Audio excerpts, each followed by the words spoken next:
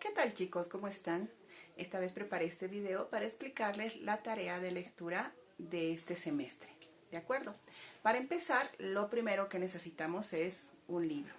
Naturalmente, ustedes no pueden tener un libro en físico, pero ya les preparé la biblioteca de aula virtual, entonces pueden acceder a cualquier libro de la biblioteca de aula virtual y descargarlo en su dispositivo móvil y procedemos a leerlo. ¿De acuerdo?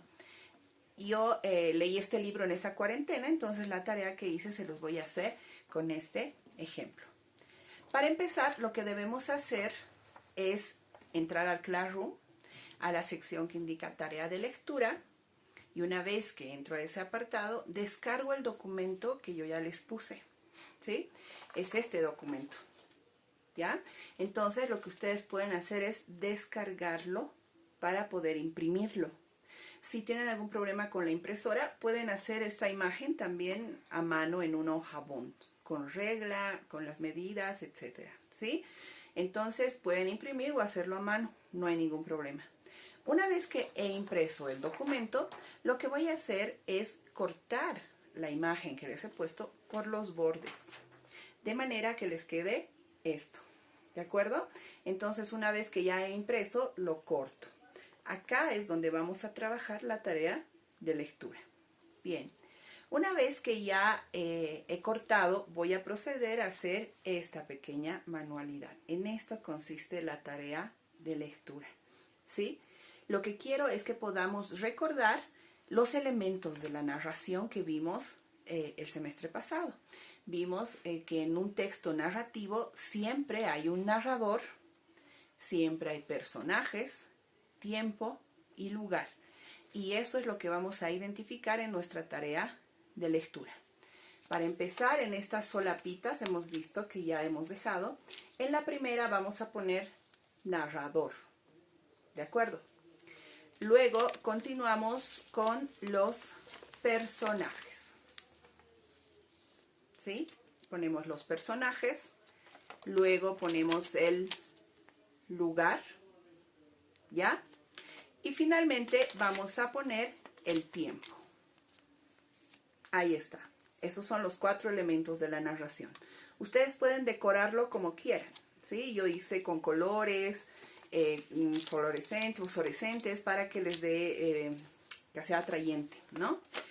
Una vez que ya hice las solapitas, abro la del narrador y acá escribo qué tipo de narrador tiene mi libro. El libro que yo leí tiene un narrador en tercera persona y copio un ejemplo del libro, de una partecita del libro que demuestre que mi narrador es en tercera persona. Luego me voy al apartado de los personajes.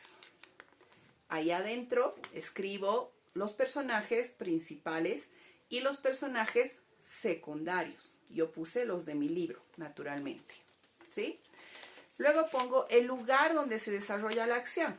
Aquí está el lugar, abro la solapita y ahí adentro dice, se desarrolla en el río Mississippi. El libro que yo leí se desarrolla en ese lugar. Y por último, el tiempo, ¿sí?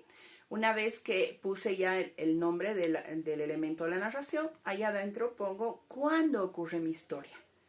En mi libro, la historia ocurre entre 1857 y 1870. Si en su libro no hay una fecha específica, ustedes pueden determinar por la lectura si la narración ocurre en el presente, el pasado o el futuro.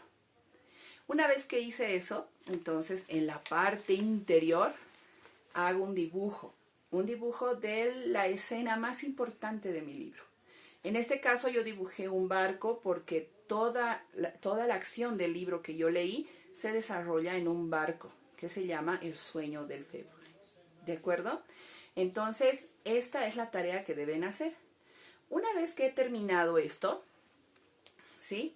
Paso a mi cuaderno interactivo. Ustedes ya recibieron su cuaderno interactivo, se los envié. ¿Se acuerdan? El cuaderno amarillo. Entonces, busco en el interior y pongo una portada del libro que he leído. Pongo el título de mi libro, El sueño del Fèvre, ¿sí? Y abajo pongo el autor, ¿ya? Y lo decoro bonito. como ustedes quieran. Yo hice una pequeña decoración, pero ustedes pueden explayarse en su creatividad.